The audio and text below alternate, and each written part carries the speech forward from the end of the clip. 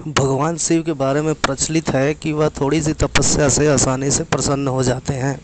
हालांकि कई ऐसे उदाहरण भी हैं जब किसी ने वरदान पाने के लिए उनकी कठिन तपस्या भी की।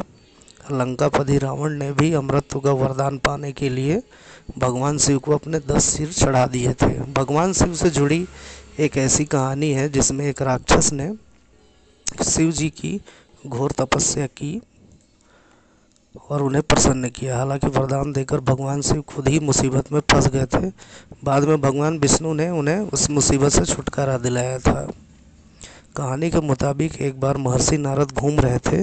रास्ते में उन्हें वृकासुर नाम का राक्षस मिला। नारद मुनि को देखते ही उसने कहा कि मैं आपसे कुछ सलाह लेना चाहता हूँ। आप मुझे बताइए कि ब्रह्मा, विष्णु और महेश में कौन देवता जल्दी प्रसन्न हो जाते हैं। महर्षि नारद ने बहुत सोचने के बाद कहा कि वैसे तो तुम तीनों महादेवों में से किसी की भी तपस्या कर सकते हो, लेकिन ब्रह्मा और विष्णु जल्दी प्रसन्न नहीं होते और उनके लिए बहुत कुछ वर्षों तक कठिन तपस्या करनी पड़ती है। तो ये हो सकता है कि तुम्हारी आयु पूरी हो जाए लेकिन तपस्या पूरी ना हो। भगवान शंकर थोड़ी आराधना से ही प्रसन्न हो जाते हैं और वो अपने भक्त की इच्छा पूरी करने के लिए सोच विचार नहीं करते। वृकासुर ने भगवान शंकर की आराधना करने का फैसला किया और हिमालय के केदार में जाकर आराधना करने लगे। यज्ञ, जप, तप, ध्यान सब प्रकार से वह पूजा पाठ करने लगा।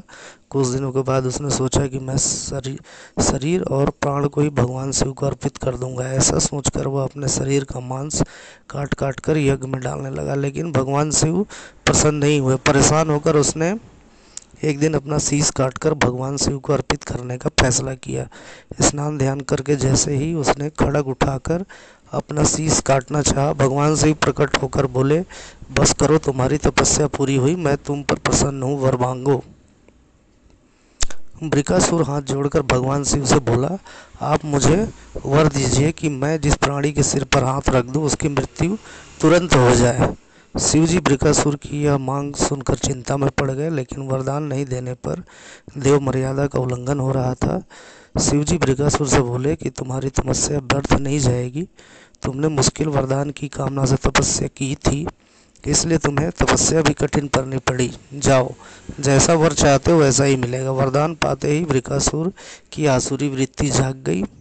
उसने कहा कि हे प्रभु, आपका यह वरदान सत्य है या नहीं, इसकी परीक्षा लेना चाहता हूँ, इसलिए पहले आपके सिर पर ही हाथ रख कर देखता हूँ कि इस वर में कितनी सत्यता है। भगवान शंकर ने सोचा कि यह राक्षस कुछ नहीं सुनेगा। जब वृकासुर शिव जी के सिर पर हाथ रखने के लिए आगे बढ़ा तो वहाँ से भागने लगे।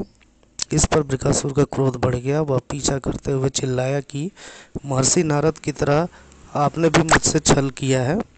वरदान की परीक्षा से डरकर क्यों भाग रहे हैं। शिव जी भूमंडल छोड़कर देवलोक तक भागते रहे और बकासुर भी उनका पीछा करता रहा।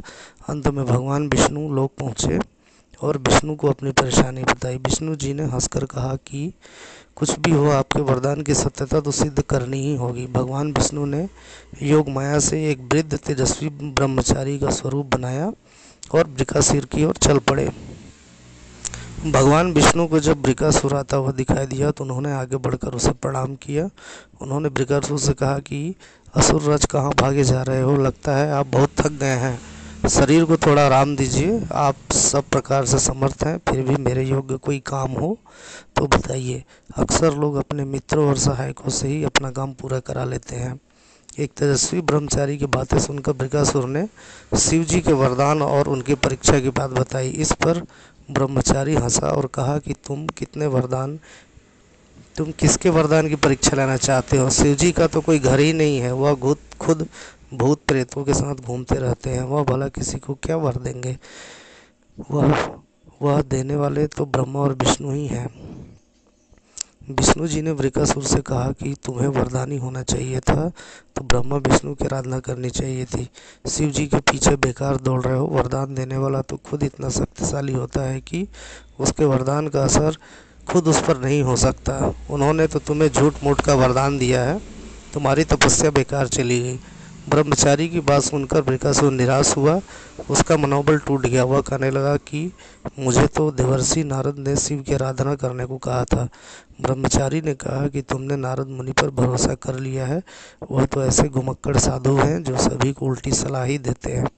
अगर तुम्हें मेरी बात पर भरोसा नहीं हो तो अपने सिर पर हाथ रख कर देख लो कि कैसे शिव ने तुम्हें झूठा वर देकर बहकाया है।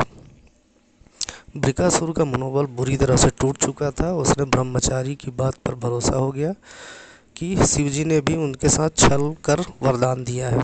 उसका विवेक नष्ट हो गया। उसने वरदान की सत्यता का परीक्षण करने के लिए अपना हाथ अपने ही सिर पर रख लिया।